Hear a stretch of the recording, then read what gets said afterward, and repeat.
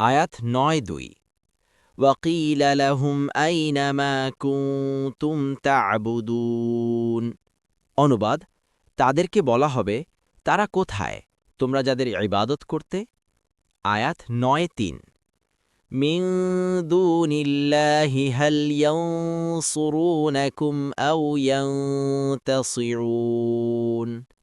অনুবাদ, আল্লাহর পরিবর্তে তারা কি তোমাদের সাহায্য করতে পারে অথবা তারা কি আত্মরক্ষা করতে সক্ষম?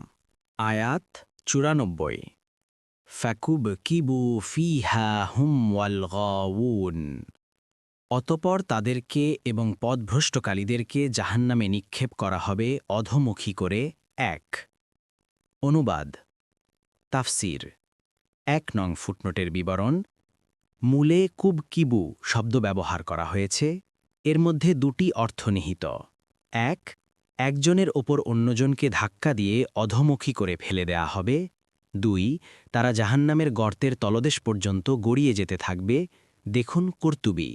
আয়াত ৯৫ ওয়াজুনুদু ইবলিসা আজমাউন এবং ইবলিসির বাহিনীর সকলকেও। আয়াত ৯৬ ক্বালু ওয়াহুম ফিহা ইয়াখতাসিমুন তারা সেখানে বিতর্কে লিপ্ত হয়ে বলবে। আয়াত ৯৭ তাল্লাহি ইন কুন্না লাফি দালালিম মুবিন অনুবাদ আল্লাহর শপথ, আমরা তো স্পষ্ট পথভ্রষ্টতায় নিমজ্জিত ছিলাম।